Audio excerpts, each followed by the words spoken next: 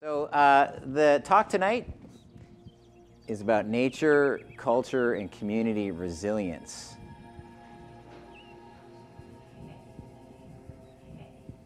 Andrew was coordinating, trying to find other airlines, and nothing. No explanation.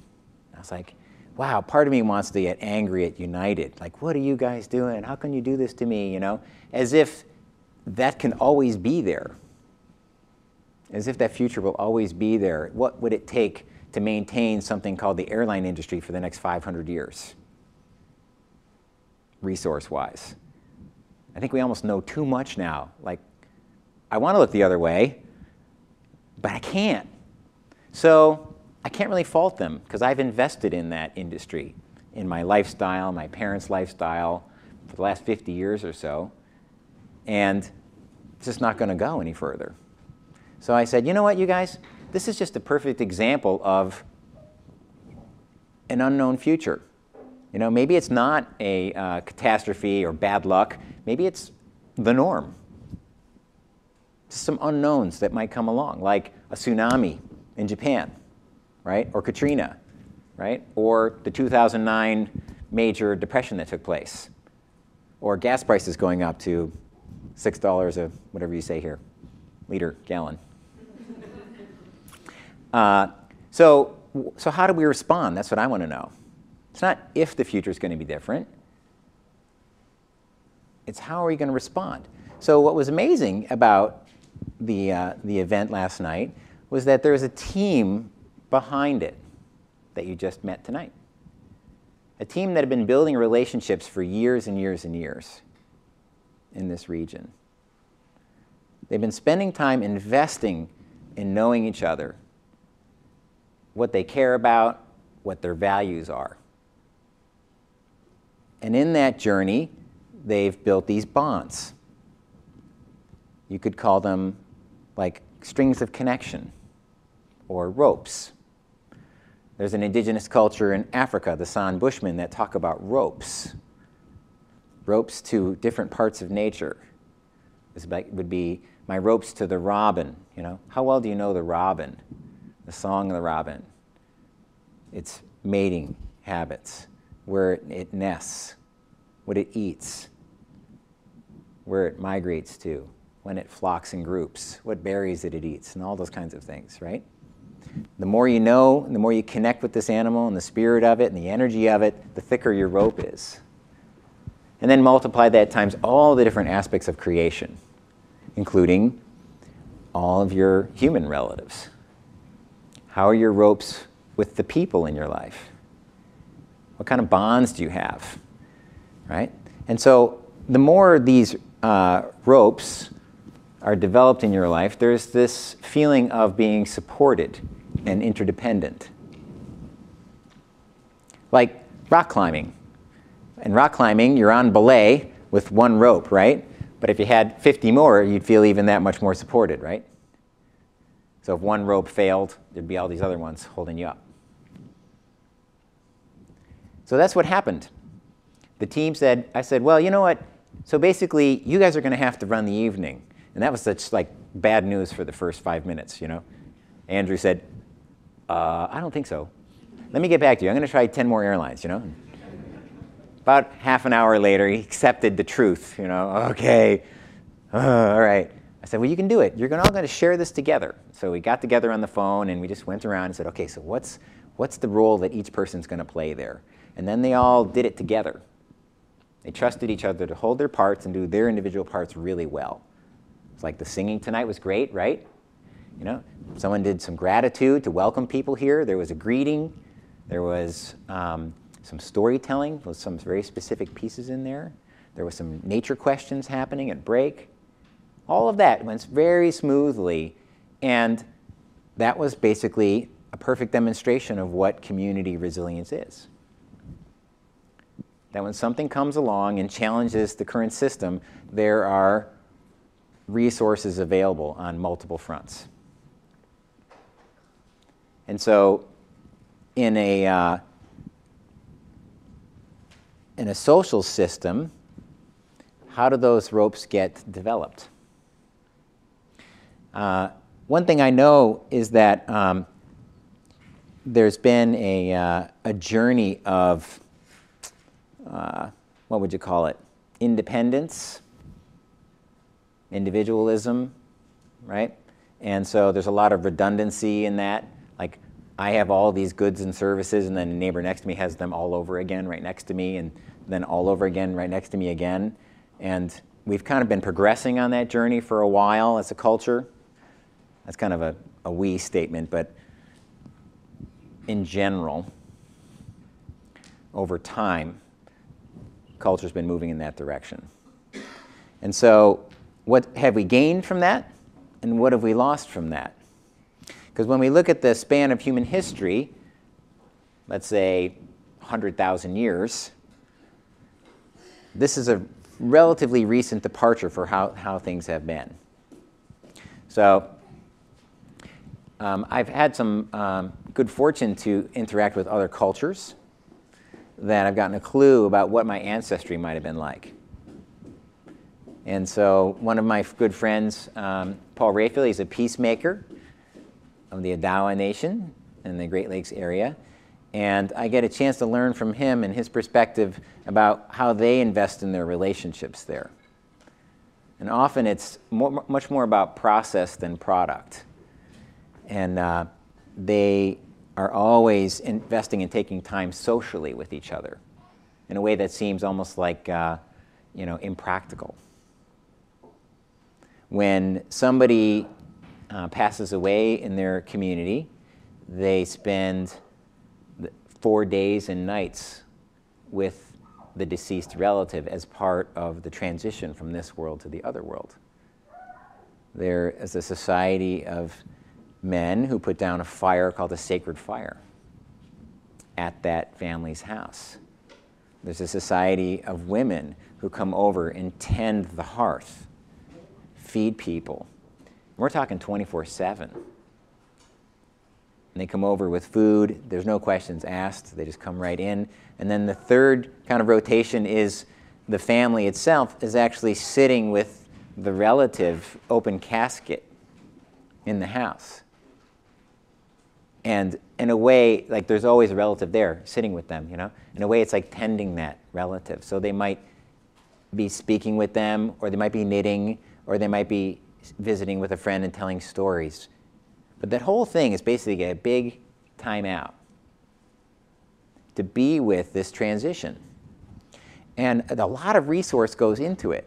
So I visited Paul during one of these times when his brother died. He asked me to come out in an indirect way. He said, it'd be really good to have you here. My brother just died, and I think of you as a brother. That's about as far as he would go, because he would never ask me directly. So I said, I'll be out there. I'll go get on a plane. And it was right after 9/11, and so it took like 18 hours to get there because all of the flights were being canceled and dropped all along the way. And I got there at 4 o'clock in the morning thinking everyone's going to be asleep, right? And when I finally got there, the lights were on in the house, and there was 25 people around. There was people in the yard, people eating, and he comes right out. He's like, "Hey, how's it going?" I'm like, "I'm exhausted, I'm like, "Good. I didn't expect you to be awake." He's like, "Yeah, come on in, have some coffee, And we just went on from there, and people were coming and going all the time. And what I noticed happened for me was that there was a chance for lots and lots of people to re-experience both loss and connection during that time. It wasn't just for the family. And all the people that were coming together were investing in those relationships.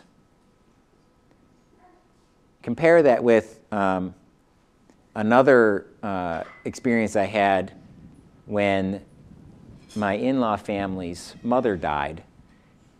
Nobody was prepared for this, of course, right? And all these things had to take place. What's her funeral services going to be? What kind of casket is she going to buy? What kind of obituary do we have to submit that by Wednesday? Who have to call all these people? The phone is ringing off the hook. There was no time for feeling or grieving anything. It felt like the Wall Street, It felt like the stock exchange or something. It was completely busy. And finally, when we got to the funeral home, hundreds of people came in the door and sobbed on the family. One after the next, after the next, after the next. I was like, oh my gosh, this is like intense. I never experienced it from that side. My parents are still alive, you know. So I had these two things to look at. What is it that I would like to have look going forward? What would I like to have for the future generations? Because one thing I think of a lot is I only have one life to live. I only have one life to live. How is it that I want to conduct myself so that I leave this place better than I found it? What kind of trail do I want to leave behind me? What kind of courage is it going to take for me to look at my current circumstances and say, which of these two possible futures do I want to have? The one that's currently here or a possibility? Well, the current one is easy because it's already here, but it's just not working for me in a lot of ways. You know what I mean? And then when I look at the possible future, it's going to take some risk. So one of the things that I've been doing is bringing people together and saying, okay, how can we create a culture that's regenerative? Something that leaves a surplus.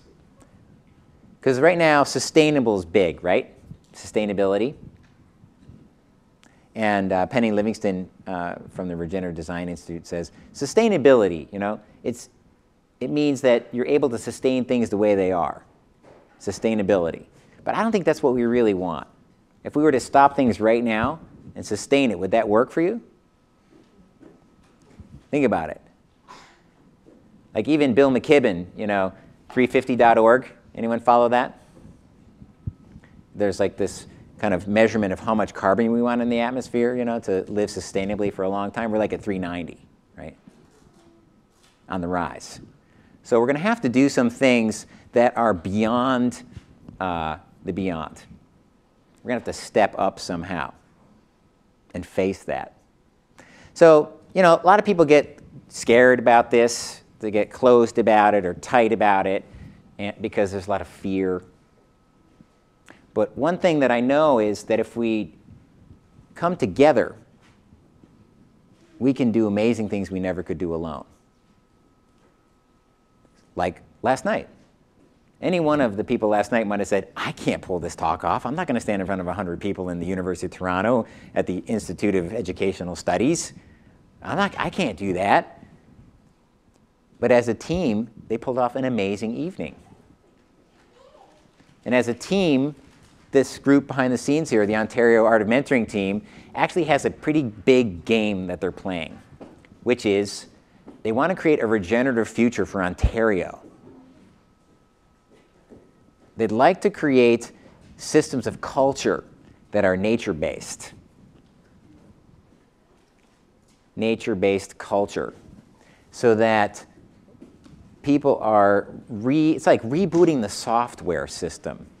Anyone's computer kind of like bonking out right now because you know, the software is too old for the hardware, or the hardware is too old for the software, or whatever? Anyone have that problem? Where it's just like, it's just, Well, it wasn't that long ago that human beings were deeply nature connected because they had to be, right? Based on survival. They had to be.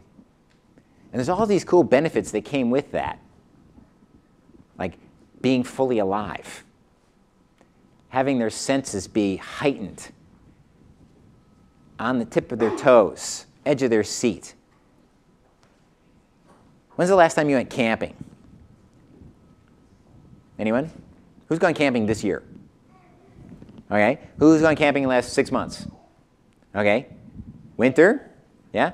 So when you were out there winter camping, give me some of the feelings that you had when you were out there. It's great to be inside a warm sleeping bag. Appreciate the contrast between warm and cold. It's right there at the So let's say you had to get out of your sleeping bag, right? Right at that moment, when you got out of your sleeping bag, how was that? It was a little bit of a shock. And what did you have to do? Why did you get out of your bag? I mean, you should have just stayed in your bag the entire trip, right? But you had to get out. What had you get out of the bag? What made you get out of the bag? Yeah. Well, the pee. There you have it. Color and gaslight, oh yeah. Basic needs. No hallway, no warm carpet to walk down, right? Heated bathroom, right? Flush toilet. The whole process. You know, most of the time you have to get up because you have to eat or drink, right? Some basic living in the real world out there kept you on your toes. I take teenagers out on a regular basis and I give them this experience because they're looking for something. They're looking for a challenge. They're looking for, what am I already made of? Who am I as an emerging being when I'm not under the care of these parents? It's an important transition. They have to figure that out to stand on their own 2 feet, to develop a sense of themselves, a sense of their ego. So I take them out on these challenges, and you know, a lot of the time, you know, they're coming from a pretty comfortable place. They're coming from a pretty comfortable place, and they're not really interested even sitting down on the logs when they get to the first fire circle. You know, they kind of stand there a little too long, you know? Like, okay, sit down, you know? You're like... and a little, you know, a little squeamish about there's dirt on the ground, you know, it's dirty. And they kind of hold out, thinking if I could just hold out, I could go to the bathroom 4 days from now when I get home. You know? They do, they try. Because it's outhouses, and they're not doing that, right? So, but slowly but surely, through a creative process, we call the art of mentoring,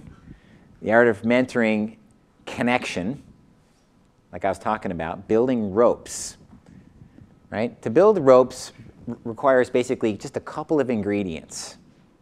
If you're ever feeling disconnected, you can try this. One is, what is your mind focusing on? What's your imagination, your mind focusing on, your attention? And what are your senses doing in the moment? What's your mind focusing on, and what are your senses doing, right?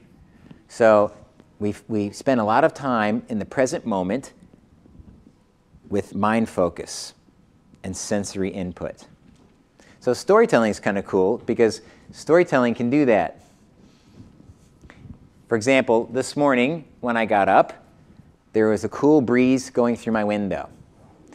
And as I moved over to the window, I felt the breeze on my cheek. It got a little cool on one side. And as that came in through the window, I closed my eyes and I felt my skin soften. And I took a deep breath.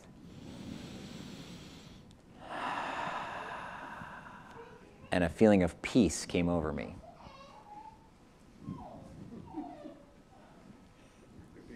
There's something going on behind me.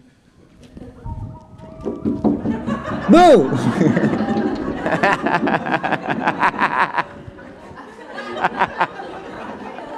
Whoa. Oh my God.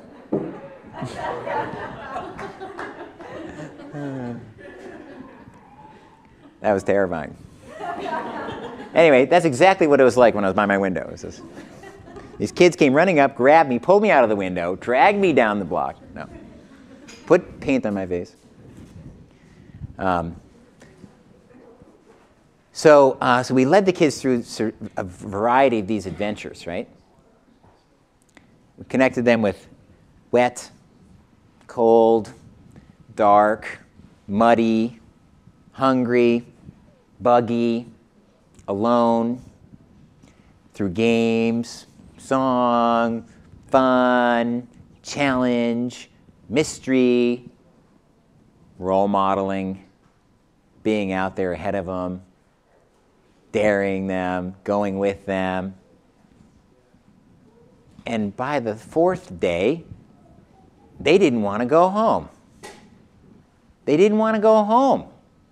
They got to that last fire circle and they skipped the log and put themselves right on the dirt. They had cooked their own food over a fire. They had built their own shelters. They'd made their own fire from scratch. They learned to gather water on the land. They learned to name trees and birds so that they weren't just like a wall of green. They could start to hear things It's almost as if what started to develop was a sense of belonging. A sense of belonging. And in that place of all this rope building, there was a feeling that they weren't alone.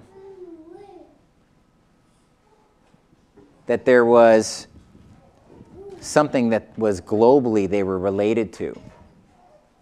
Like there wasn't such an urgency to get anywhere. They were already there through that process of connection and the mentoring that brought them there. And as I was thinking about this, what would it be like if we raised our children from 0 all the way through their childhood with a community of people who had that same goal in mind? We're talking about rebooting the software here, right? What would it be like if children had an entire childhood experience of that, where all the adults were modeling that too? Of course, it would require remember the pushback, that time out that I learned around the passing of a loved one. You know, there are 2 possible futures here. It might require some time out, some extra effort, some investment in the process. Some investment in the process of our children's upbringing. As a group, with them at the center, growing up in the middle of this attention. What would they be like? What would they turn out like? What would it be like if we had shared values around community, around leaving this place better than we found it, that they were born into a family that had a 7-generation vision, and that family was part of a cluster of other families that also had that in mind, and that the knowledge of this place in a profound manner was an important part of their upbringing that everybody valued. So of course they began to know it deeply. And they began to know all the people around them, because those are the people that they're going to be resilient with when unknown futures come. And they learn this through being mentored in the context of the unknown of nature. It's always providing a really nice unknown, isn't it? Being outside is always providing a really nice unknown. Is it going to be rainy today? Is it going to be windy today? How am I going to get my food today? Where are the animals today? What kind of birds are migrating today? How do I adapt to what the resources are in front of me today? How do I relate to them so they last a long, long time? Because this is the resources that we're going to have for the children coming. If they're raised that way, what kind of adults are they going to be, and what kind of leaders are they going to be for their children? So, looking at nature and mentoring people in deep connection with nature, we start to have almost like an embodiment of ecology. Like, I am nature versus separate from it. I know that's a high bar. I know that's a high bar, but that would really, I think, create a different future, wouldn't it? Anyone with me on this? It would be on the risk side of the equation. It would definitely be doing something different. Like, wow, I'd have to spend some extra time with my kids outside, you know? You know what I mean? There's a lot of incentive over here to just keep doing the same old, until, of course, they cancel your airplane flight. Then you got a lot of time on your hands. So one of the things that I wanted to share with you is that we've been doing this for 20, 25 years now. There's an international movement of explorers and curiosity seekers around, is it possible to raise our children with the depth of connection of our ancestry, like their lives depended on it? And for a long while, for most of those 25 years, it was a very marginalized mission, because it's like, there's no purpose for that. Why bother? We have everything we need. In fact, nature's kind of like, we did that. We're above it now. You know, we got technology. You know, we got all this cool stuff. Like, come on. I can play Game Boy and iPod and watch TV and go to the movies and communicate internationally. Like, that's old, right? That's old school. And so during that time, it was pretty much like an experiment, right? What would be possible? So one elder came into our life at one point because, you know, when I asked the deep question, who do I go to learn this, right? Who do I go to learn this? There's books and there's stories, but I need some mentoring. I need that embodiment transfer. People started showing up in my life, and a mentor of mine named John Young, who's got some good materials over there, indigenous people who are also interested in bridging, carrying a totally different blueprint from the far past. And in Gilbert's life, something really, moving occurred to me, that he came from an old stock of family. He comes from a lineage of Sitting Bull and Crazy Horse. And his grandparents removed him from the village. I think there must have been going something on with his parents at the time, because there's a lot of devastation happening, a lot of impact on the reservation. So they got secluded amongst a group of ceremonial people, holy men and holy women, like 23 of them, which is a high ratio for 13 children. Normally there might be 1 or 2 per 100 or something. And they had chosen to do that because they weren't going into this new direction. They were all elders. So imagine if that was your context for growing up. Who here wishes they had a mentor and an elder? Anyone have that kind of dream? I know I do. Someone who pulls your awareness and story tells you and really listens and tosses you a little gem and you have to chew on it, and then they question you and they have guidance for you at any step of the way. Wouldn't that be great? And they're just really loving, and they're unconditionally loving you all the time and challenging you and supporting you. And they're in your life and they're in your children's lives, and you're just so much more resilient and happy because of them. Yeah? You with me? Wouldn't that be great? So I imagine, this in my imagination, I picture Gilbert having 23 of those people around him, and that was his neighborhood. And he learned a lot of things that was unbroken from the past, that was unlike a lot of the other people around him. So when he grew up, he was saying, here are some of the teachings that I learned from my elders, and because the other people were more devastated and impacted by the trauma, they were like, we don't believe you. We're more interested in defending our wound than going with what you're saying. So you're out. And he was not accepted. Here he was, this gem, it was like too much wisdom, too much power. And rather than looking at themselves, they are all like, well, we're the same and you're different. So he got outcasted and had to leave. And in his journeying, crossed paths with our sacred question, which is how we can create a regenerative future for children. So it was this amazing partnership, kind of like two sides of a river, both seeking something. And so there was a lot of people who were interested in learning from him and learning with him. He taught us so many things. One of the things that he shared with us was when you're raising your children, you want to look for certain qualities that let you know you're on the right track or not for creating a healthy future. And he called them the 7 sacred attributes. And I was going to read them right now, but I think what I'm going to do is do it after break, because they were just like a few minutes away. But they're right here, just so you know. I'm not kidding around. They're right here. And this has been essentially our kind of guiding vision, not knowing exactly how to pull ourselves up by our own bootstraps, because I am a product of the culture I want to change, right? It's a little bit of a magic trick, like pulling a rabbit out of a hat, And yet there's a North Star that guides us. Like Einstein said, you have to be working from another paradigm in order to change the one that you're in. You ever hear that quote? You have to work with an entirely different way of thinking and a different way of being to change the system that you were born from. So working with Gilbert has been one way of transforming myself and my way of being and my relationships. It's very different than the way I was brought up. And I've even been able to bring some of those things back upstream in the lineage that I'm from. One of the terms that we've been thinking of using lately is culture repair. Culture repair.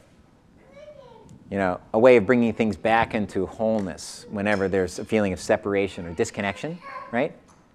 And a lot of it has to do with relationship building and process. Coming together around times when we feel alone.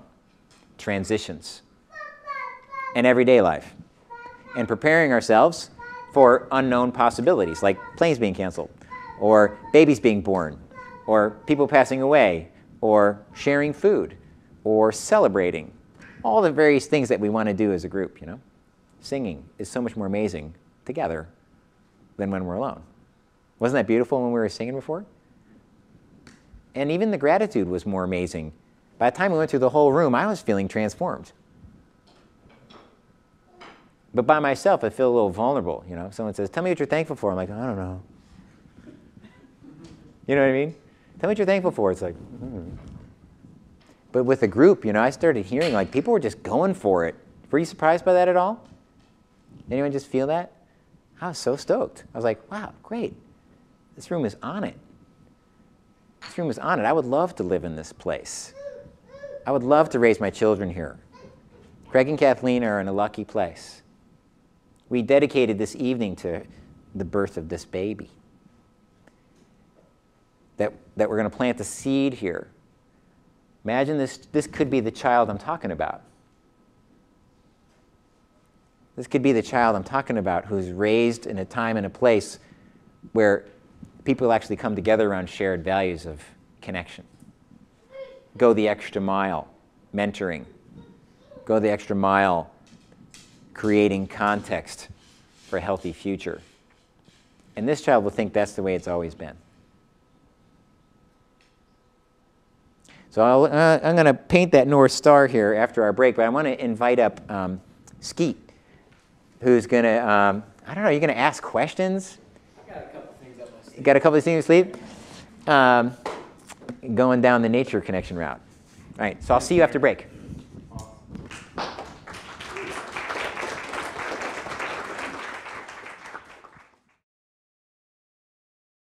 How has the day been so far? The evening? Very good. How's the fire? Good? Great. Feel good to be around a fire?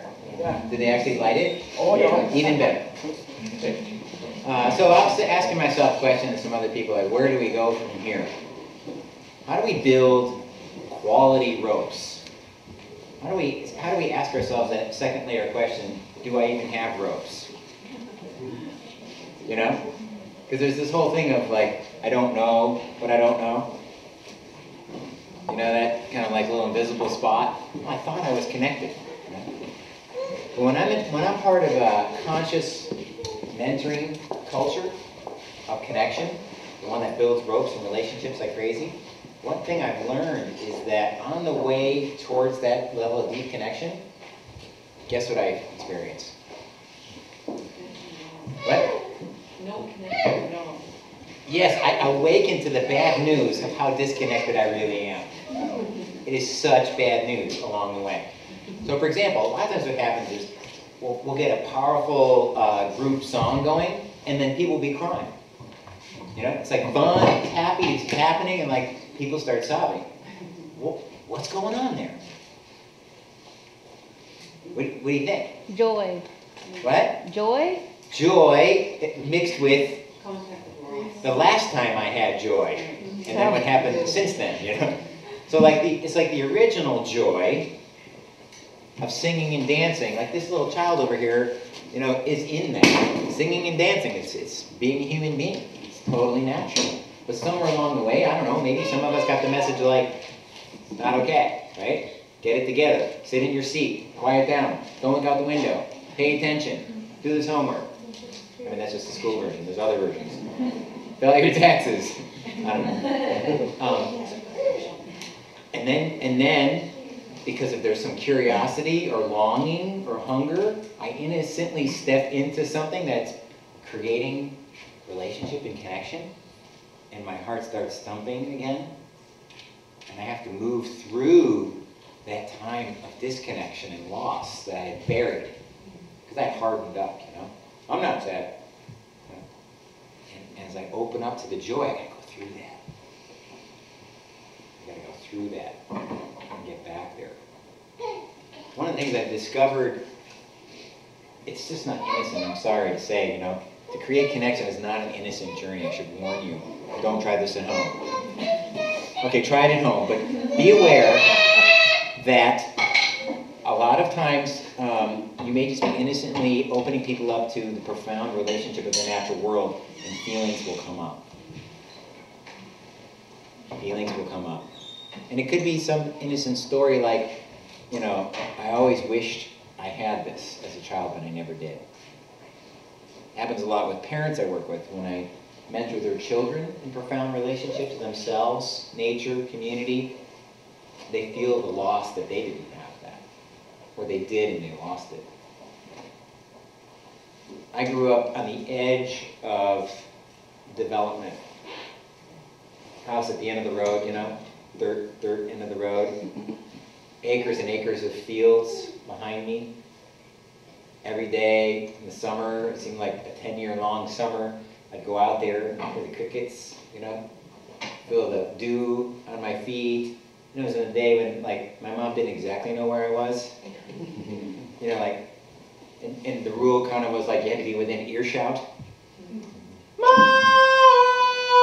You know, kind of like goes through the neighborhoods and you could ignore her like 20 times. And then eventually come back for lunch or dinner or whatever, or dark. Anyone have a childhood like that? Oh, great, wow. You know exactly what I'm talking about, right? And during that time, things were happening that were just part of my first childhood. Like, I had no perspective, right? Things like when I was playing out on the dirt mounds in the back, you know, there'd be construction equipment back out there, which was really fun to play on, you know, because when they weren't there, you could get up and play with the levers, you know, and there'd be the stakes with the tape on them. You know, they could pull up and play swords with, and there was always these walk the planks over these big ditches, you know. You walk the plank up into the house where all the nails were, and you pick them all up, you know, the bent nails, and put them in their pockets. And there'd be these tubes of half-finished caulk. I didn't have a word for it then, you know, but we'd like write our names on the. You didn't do that? Okay, well, someone I knew did that, and anyway, you get down into the trenches, and sometimes they'd be like sprayed with this black stuff that had this really intense, like tar and feather kind of smell. And on a hot day, they'd bubble up. The bubbles would like start to heat up on the side of these black tarry walls. We'd run around there and play tag. You know? And if your friend pushed you against them, it was such bad news for your t-shirt. Oh, I hate you! You know, I'm gonna get in so much trouble. And then, you know, eventually the house gets built and the roads get developed and the fences went up and the lawns got planted and it was gone. And then it was just the way it was. And then it was malls. The next thing I knew as a teenager, I was in malls. And that's just the way my life progressed. And I had no conscious of it, that it was a change. It was just what was happening. Because no one else was talking about it. No one else was talking about it. So I might have had an inkling that I lost it, but no one else is noticing it, then I'm not going to notice it either. You know what I mean? My primary safety and survival is going with the group. It was not even a possibility that the whole group could have lost their mind. You know what I mean? Like, that's not an option. That couldn't be true. What a shocker when I started to learn some things, you know? What a shocker. I still try to bring some ideas back home to my parents. Hey, you know, this might not be sustainable, this whole way of life we're living, you know? They're like, ah. I recycle? Like, great. It's a good start. Yeah. I think we're going to have to go a little further. So, the same thing that had me move along with the program is the same thing that I think that can turn things in a positive direction.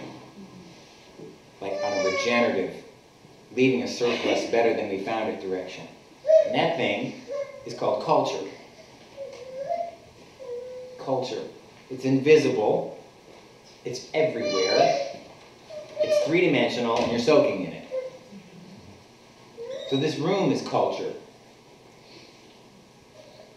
It's not necessarily, I mean, we talk a lot about this room, you know, it's like in your face talking about it.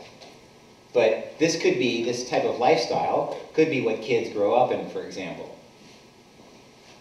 Hay bale homes grown from local wheat or straw, local resources. And when a new house gets built, it's part of their childhood, you go and build the next house, you know, with the other families. You all come together to help build their home together. Just what you do. How many people bring food to pregnant women? That's a cultural thing. It's just something you do, right? So not everyone has experienced that, but I have, both before I had children and after. And you just kind of, if my child has grown up with that, she'll just be like, oh, so-and-so's pregnant, let's organize some food for them. And some people will be like, oh yeah, totally. And other people are like, what? So that's what I would mean by creating a larger system of shared values with some things at the core that allow the children to just move along in this way. Because someone was saying, what were you saying to me in the hallway about media? Sorry, what was I saying about? Media? Yeah, just a big screen TV and kids soaked up in technology, and how do you extract them? How many people wrestle with that media thing, saturation? It's everywhere, right? So that's another cultural imprint that we're soaking in. And for a long time, I didn't even realize there was anything that I was soaking in. But even 72 degrees on your thermostat, or actually, what do you say here? Shit, Celsius. Even 42 degrees Celsius. 88. 102. 17. 21. What's the temperature where you're pretty much like, you know, on narcotics because it's like always the same all the time? 17, I think. 17? 17 to 20. Oh, that's cold. Okay, well, where I'm from, it's 72. It's like, you know, if I walked in there, I'd be like, I'd have to open the windows, you know. But if you live at that all the time, there's this illusion like you're in this controlled environment. So whatever that is Celsius. It's not innocent. It's not innocent. That thermostat temperature is not innocent. Flat floors and regulated staircases and flat sidewalks are not innocent if the body and the brain are moving through those environments 24/7. Getting in cars and being strapped in car seats is not innocent. It creates us. It creates us. What does it do to a child whose three-dimensional natural environment becomes walled off, fenced, and mauled? Right? What does that condition need for? Oh, life is about cut, separate, box, compartmentalize, and consume. That's what I'm for. Luckily, they went way too far, and it disturbed me to go find out. Nietzsche said something like, what doesn't kill you makes you stronger, you know? But I think there's a curiosity for me that started to burn. Like, how could this be? This tension that's going on for me, how could this be? And it was later on that I popped out of the system and started exploring. I was born an artist, which both is a blessing and a curse. The kind of an insatiable curiosity and creativity that flows through me all the time, like electricity. And it was incongruent with a lot of things growing up, you know? So it's both a shadow and a blessing for me. So in terms of asking questions, you know, I began asking questions around how to create culture. And so the media thing, so my daughter, she's 10 and a half, and we made some choices from the beginning around nature time and having no TV in the house. It's a big decision. Because, you know, other people have TVs, but we weren't going to have a TV. Has anyone made that decision? Let's kind of do a little poll here. Okay, so this is like those, on the two, you got the two hands. You got the easy hand, you know, go with the way things are going, because it's easier, not necessarily better, right? And then you got the risk side. In fact, it's risk this way too, isn't it? What's the risk if we keep going the direction we're going in? Really dysfunctional kids. Yeah, how many hours a day is it that kids are getting screen time? 6. Yeah. That's almost a full-time job, as I heard. It's like 30, 35 hours a week. Screen time, so it's cell phones, everything, you know? Oh, more than 6. Isn't that wild? 35 hours a week. It's like, I saw a movie about that. It's called Play Again. Has anyone seen that movie? So do a little research. Play Again. And it's about these kids that they went and interviewed and found who had pretty maximal screen times anywhere between like 10 and 15 hours a day. Screen time. This is common. This is like, they weren't hard to find. They got about 10 of them together, and they did a nature immersion experience with them, using things right out of that Coyote's Guide back there. So if you're curious about how that book works, watch this movie, because I know the people who are in the film. They're from the Northwest. And so they do it kind of like a study. They interview them beforehand, they do all this analysis, they're on video, so you can see what they're saying, you know, around their, you know, how they feel connected on a computer. At any time there's 200 or 300 people they can really talk to, this kind of stuff. And they talk about the video games and how cool they are, and Warcraft, and, you know, their strategies they like to do in there, and how they're in control. But what you're watching when they're talking about this is they're sitting in front of this blue globe, you know, and they're often like this. It's so wild. It's so wild. They're even they're sometimes they're like this, you know, in front of the TV, and there's a shot where there's this beautiful day outside. It's this beautiful day, and they're both indoors, slouching like this. It's amazing. So anyway, they go on this adventure, and, you know, it's a little challenging at first. There's a little re-entry challenge. You know, on the way to connection, there's all this like, this is rocking my world. They're freaking out about sleeping in the tent. Freaking out about what was going to get them in the middle of the night. Freaking out about going to the bathroom in the woods. Freaking out about cooking food over the fire. On and on and on, right? And then eventually, they kind of like fell into some things, like the scenes were shifting to like playing by a creek. And even though they were adolescent, they looked like children, you know? Almost like they were rebooting their childhood software that they didn't get. They just picked right up wherever naturally would have been at 5. Flipping over stones, playing in the creek, little chit-chatty voices. There's a little scene where they're learning a song from one of the instructors, like if you had some one-on-one time with Carly, you might be like, oh, teach me that tune, you know, and so these girls are singing this tune with the instructor, and they're having fun, they're telling jokes. They're sitting by the fire, cooking stuff, they're smiling. They just drift off into this timelessness. And what's so great on the film is just enjoy it with them, just go with them. You're like, oh, you forget that who these kids were for a minute. They play this game, and then they're going home. And there's this feeling of like reintegration challenge going on. They're kind of starting to look ahead to where they're going. Some sadness is kind of in the group, you know, and just like you would at a normal party. Then they go home, and the thing that, I don't think this was the point of the film, but it didn't escape me, is they spent time on what happened over the next 2 weeks, because they said signing up for this journey means you sign up for a media fast afterwards. Mm-hmm. So inputting nature connection and an immersion experience, but what was missing for them was the nature immersion culture when they got home. Right? So during the week, they were in a nature immersion culture. Everyone was on board. Right? Everyone was on board. They had the right stuff, they were in the right place, they had the right people, they had the right amount of time. All that to be timeless and nature connected, and you could feel the healing that was happening for them. But when they got home, it was like the TV was in the room, but it was shut off. The rest of the family was watching media if they wanted to. They were in the neighborhoods that were closed off. And so they just started tracking like the kids breaking down day after day after day, until eventually they all just quit and just started watching media again. So it's a very intense story to watch. So so when I look at how I raised my daughter, I was lucky that I came into these ideas before she was born.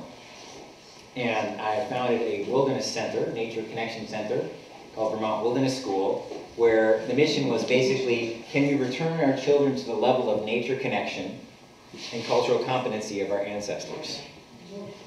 That was the mission of the organization, nonprofit. And worked with homeschoolers primarily, and young adults who wanted to do something different. They became apprentices there. And we worked it week in, week out, with following core principles that we learned from indigenous societies around the world. How did they maintain connection? Because their life depended on it. They're really good at it.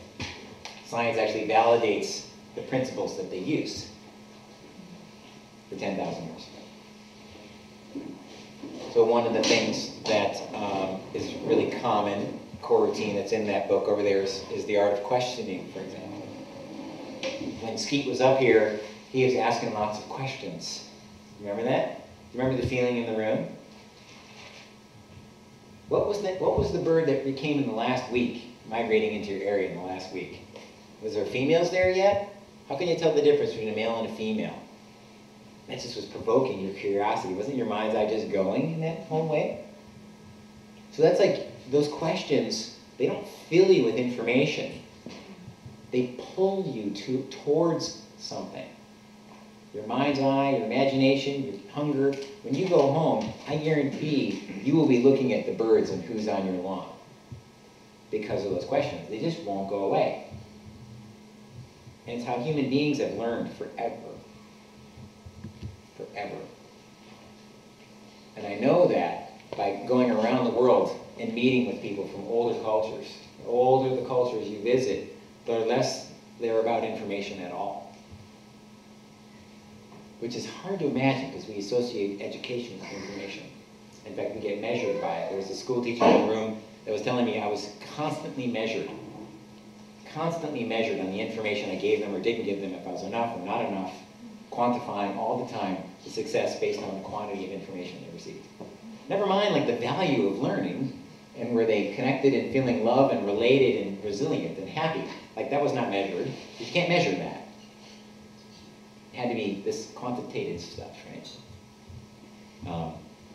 So building this nature awareness school is really much more of like a way of bridging community building. We ran programs, but we always knew the subtext was bonding, building relationships in place.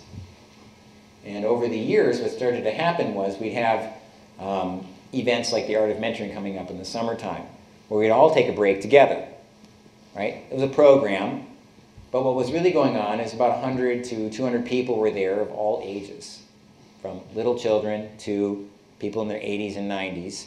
And they were all functioning in a collaborative role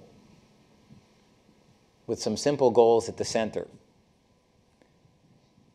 Those goals that I mentioned. In fact, if you could get that for me, I left it in the room there. It's on the right-hand side, or actually it might be straight back. That we all have a role. So who here is in an older life stage, let's say over 60 in the room? Okay. Some of my observation about a disconnected culture is that when people get to a certain age, they're not useful anymore. Anyone experience that? There's been a little bit of like you're not young, you're not hip, you're not changing with the times, and the young generation is somehow leading the charge, which is a little scary given they have the least amount of life experience. You know what I mean? But if the whole culture and economy and consumption is based on the young driving the fast changes that are going on, we've got our culture on its head, That's a little nerve-wracking. In fact, well, I won't go there. So what we want to do is empower those older relationships to have a very powerful function in relationship to the other life stages. So we practice that during this week at the Art of Mentoring. And then what happens is when people go home, they actually have some skill sets in real life. They have some embodied experiences in real life. My daughter has a number of people she would call her aunties and uncles that actually are not blood related. And a principle that I learned from Paul Rayfield, this peacemaker I was telling you about, is called extended family adoption, which is a really important one when we're talking about building ropes, because you can only be so much to your own child. And we used to live in village settings as human beings.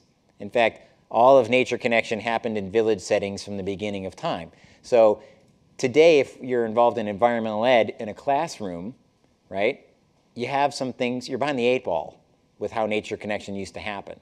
First of all, you're being measured on how much information you're giving them. And 2, you're in a classroom. And 3, there's not a whole village of people around a couple of children. It's one adult leading 40 kids on a, informational hike or a predator-prey game, or, hurry up, I got a school bus coming. I mean, that's a rough set of conditions for connecting kids to nature, What we want is them to have timeless play outside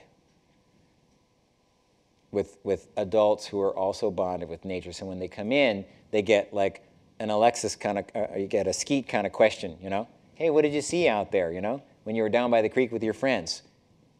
Were the ramps growing yet? How high are they? When they get to be 6 inches high, will you let me know? It's a good time for harvesting the bulbs.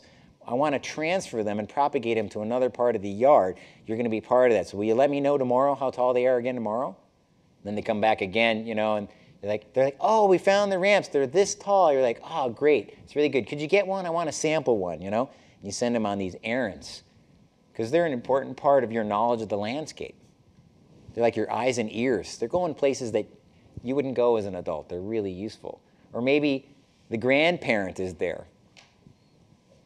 Not the blood relative, but someone who's of that elder life stage.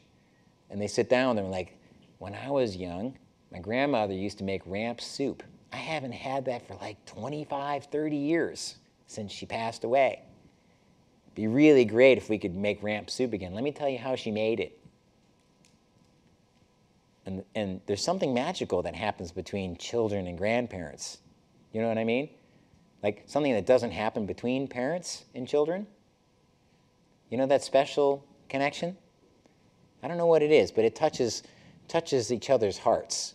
And there's a purposefulness and an importance to that grandparent holding the grandchild by the hand and going on a quiet walk, stopping and listening to the bird song. Maybe that's just it, that they have the time. Those are 2 people who got the time when the parents are busy running the culture, Whatever it is, working a job or processing food or whatever, So over the years, we've developed many, many relationships in my local area where we acknowledge each other as relatives of certain degrees. Some people are closer than other people. It's a choice. You can adopt someone or not, right? But it's based on many, many experiences together. Eating food together, playing music together, spending time with each other's families. So if I feel particularly close with somebody who's like a brother to me, I'm going to want I want to name that relationship. Because I had the experience of actually not naming it and have them go away. And they never knew how close I felt. And then I just accepted it. But once I found out you could actually name these relationships, it makes such a difference. Because if this is my brother, then they become uncle to my child. And if my daughter sees that this relationship is really important to me, it becomes important to her. And another resource for her if something happens to me.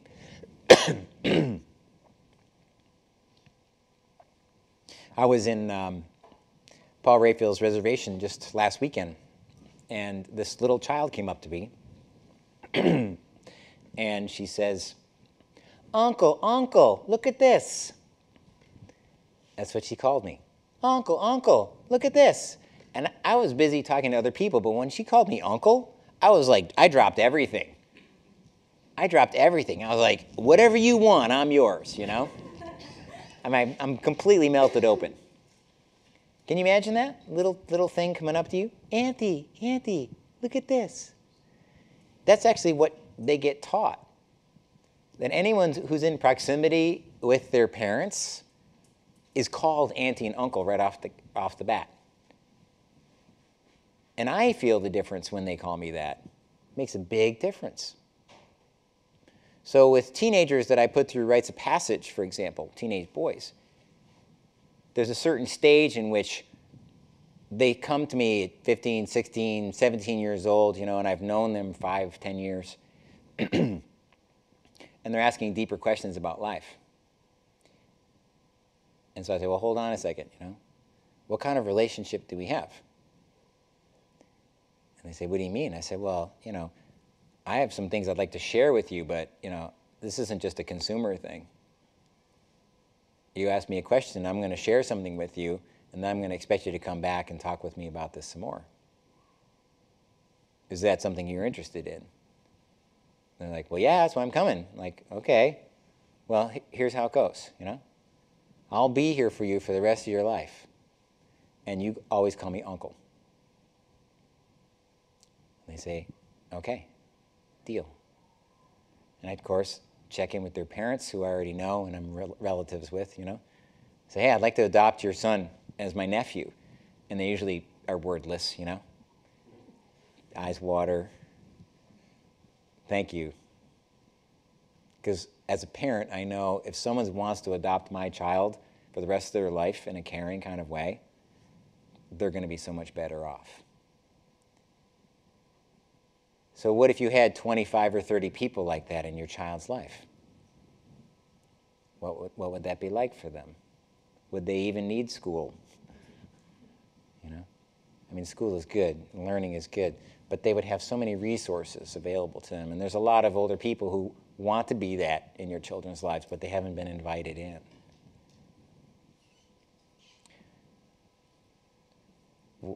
Last year, my wife and I got divorced. And it was an 18-year marriage. And it was a really hard transition for me. And I was worried about how it was going to be for my daughter. Because all I saw was death in the future. And Paul Refill said his elders say that you know what your community is made of when death comes to visit. You know what your community is made of when death comes to visit. Meaning, are there ropes or not? Because those things have to be preset, Because if there isn't ropes there, people ain't coming around when there's death. That make sense? We invest in those things for those times of change, because you don't know when they're going to happen. So for me, that was a death that came to visit. And I was devastated, so I wasn't about to start building relationships and ropes. I was contracting. And it was the relationships I had that kept me up.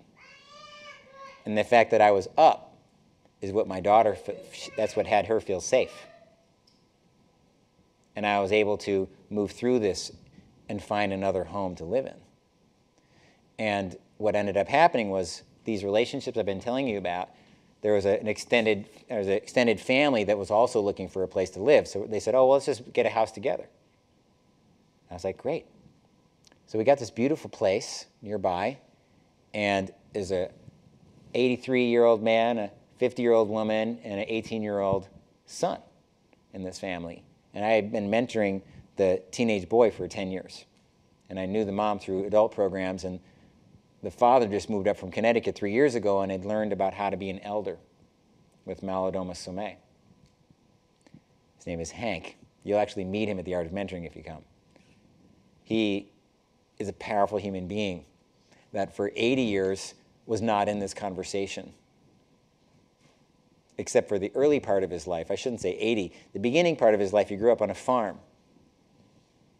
He shot woodchucks and skinned them and made soup and stuff like that, But there was a whole, my chapter of being in the mall, he had a whole chunk of that for probably 50 years, let's say. And his grandchild was getting profound mentoring in this cultural connection I'm talking about, and his daughter was, and then he moved up, She's like, Dad, why don't you just come up and live with us? It'd be really important to us if you lived with us. So he did. He left his life in Connecticut and moved up to Vermont into their place, and we all moved in together. And my daughter, when she lives with me every other week, she says, Papa, I'm going to go down and talk to Grandpa.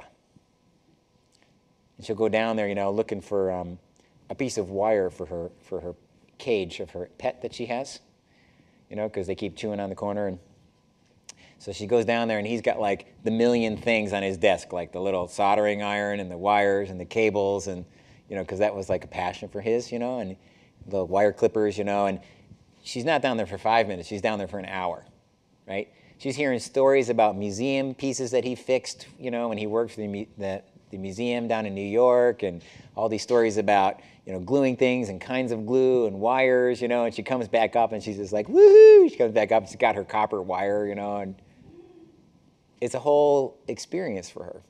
So I went from something that could have been devastating if I was standing on one leg to being caught in a web of relationship that was pre-built. It's a very good example of a resilient response to something that could have been really hard. And the best part about it is, I kept waiting for the shoe to drop because everyone told me the story that this was going to be terrible for her. Oh, they always say, oh, this is terrible for your daughter, Kind of like they're putting that on me, And I would just wear it like, oh, I guess that's true, And I kept waiting for the shoe to drop, but it never did. It never did. I found a little journal she wrote at school one day where she said, this is a drawing of my room, and this is a drawing of my other room. I have two houses. In my mama's house, I have a tree I like to climb, and at Papa's house, there's a tire swing. I'm happy in both of my new houses. And she at Halloween, she was discovering the advantages of having two different homes.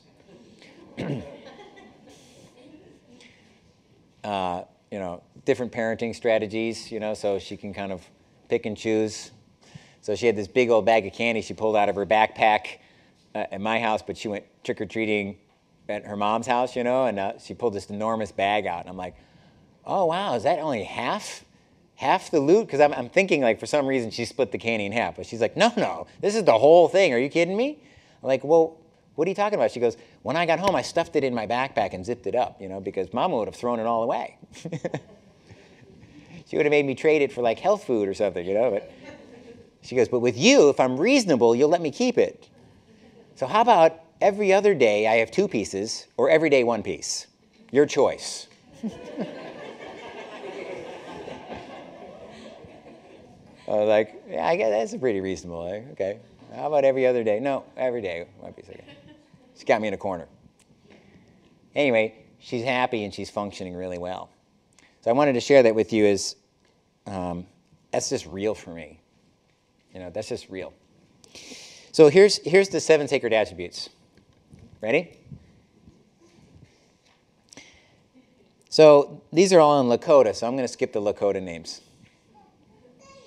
But the first one, and they're not really first, second, and third, but if there were one that was emphasized by Gilbert more than the other ones, it was this one, and it's called the quiet mind. Another way of saying it might be the sacred silence. And growing up, there was a lot of emphasis on listening. He said, my grandma used to say, shh, listen, shh, listen. And I'd always be like, what am I listening for? But it just constantly, shh, listen, listen. And he'd have to pause and be like, and there'd be nothing, But what she's having him listen for is what, In the act of coming to presence in his senses, he drops into that brief moment of a pause of silence. And they did many different things like that. The next one is to experience true happiness, to be joyful, right? To be lifted up. So these are like indicators, symptoms that the awareness and connection is happening for your children. To have the quickness, he calls it the quickness of the coyote, to have quick reflexes, to be sharp and electric. The energy is flowing. Something's falling off a counter and you grab it before it hits the floor. It's an expression of health and vitality. To hold those that you love in your heart. So there's a capacity for compassion. There's a capacity for remembering those that are around you. To those that you love, you hold them in your heart. It's a consciousness. I guess it's like the opposite of being self-centered.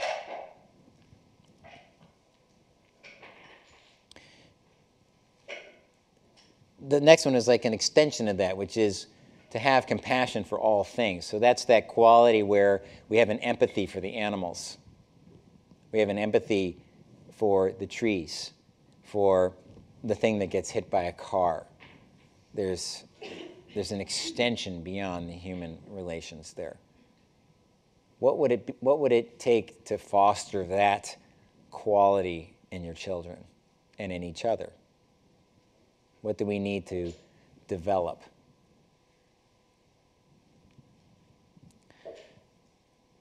So one of them is called Wowawokie. We use this at camp. Instead of calling it chores, we call it Wowawokie. And the kids chant it, Wowawokie, Wowawokie. And it's like serving the camp. And it's this joyful experience where they take a time out of their activities, which they love to do, and they do this thing, which is to be truly helpful. So it's not just washing the dirty dishes. We plant things. We build steps. We do caretaking. We give the cook a massage. You know what I mean? Like, it's just that's what we do for a while. And the whole camp does it. All the staff, all the kids, we participate in being really helpful, whatever it takes to be helpful. I often send my daughter down to Grandpa Hank's room to see if there's anything that he needs down there. And she loves that. It actually lifts her up when she can be helpful. Another one here is to be fully alive. That's being up and out, the feeling that you get when you jump in cold water. When's the last time you jumped in too cold water? You remember? Where were you? When's the last time you jumped in cold water? My bachelorette party last week. Nice. Do you remember that feeling? When you got in, what did you say when you jumped in the water? But it wasn't all bad, right? Yeah, to be fully alive, right? What would it be like to cultivate that, beyond that moment of jumping in ice cold water? To actually carry that into your day. What would you need to have around your child that they would feel great about being fully alive all the time? What would they need? What do you think? What? Love. What else? Stimulus. Okay. Nutrients. Oh yeah, actually good food. Encouragement, challenge. Say more about challenge. What do you mean about challenge? Complacency, let them strive, let them struggle. Uh-huh. Yeah. So not always comfortable. Yeah. Some risks and edges. Yeah. Risks and edges, especially if we're talking about adolescence. Right. Yeah, that's kind of what I was picturing. Like, what gives a child permission to be fully alive? They're going to do it anyway at a certain age. But if we're all being that way, there's no reason that'll ever end for them. Like, you ever have a laughing fit with your child on the floor of your room where you're just both like doubled over and laughing your butt off? Have you ever had that experience? Yes. My daughter recently wrote this book. It's called A Parent's Guide to Being Good. And she's writing it for herself.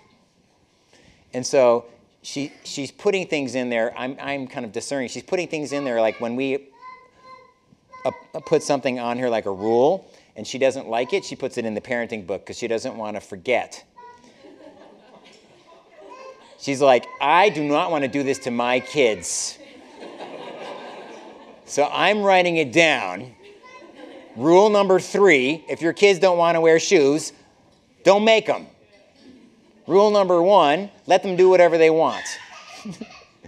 And so on. Like, she's writing all these things in there. And one of them was, rule number 5, tell lots of jokes. Kids love to laugh. At least I do. And I thought, these are amazing instructions, right? And she's writing them to herself. So that when she's an adult, just in case she falls under the same stupor that we did, because somehow we were kids once too, but she's like, well, you know, I'm going to write myself a note. Isn't that amazing? It blew my mind, you know? She's like got 17 things on there, you know? One of them is, if your child says that she's hot, don't say, no, you're cold, wear a sweater. That way, because if you do that, then they won't learn to trust themselves. So compromise by giving them the jacket, and they can wear it if they want to. Then they can live or die by their own choices. That's what it says. Their choice.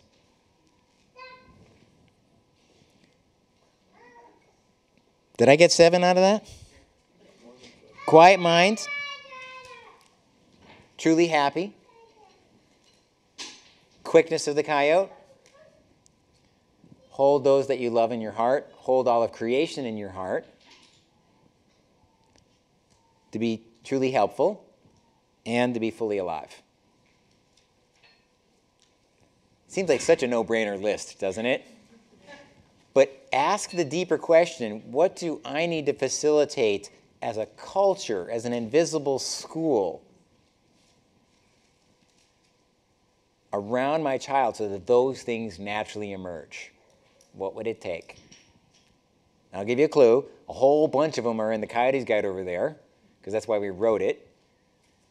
And, you know, we embody it on our Nature Connection Days. So, like, if you're near Craig and Kathleen, you can hang with them and play. Or you can come to the Art of Mentoring, which is an awesome place to play once a year in this big festival format. That's what I recommend. And if you're over 60, you definitely got to come, because we need you. We totally need you. We need you to show up with your time and your unconditional love and your stories and your wisdom and your life experience. Because the children need that. They need to know that. Because if there are elders sitting in the seats, they will think that's who I'm becoming someday. Does that make sense? Even if you're faking it. You know, some people don't like the word elder. But even if you're faking it, and the midlife generation, like people like my age, you know, I show respect to you and what you have to offer, like I do with Grandpa Hank, you know. She will grow into that knowing that that's her future. She needs to know there's a future there of respect and wisdom and go into it full tilt. So that's my talk for tonight. I hope to see you again, because we're on a serious, fun mission to create a regenerative culture here in Ontario and around the planet. So, thank you.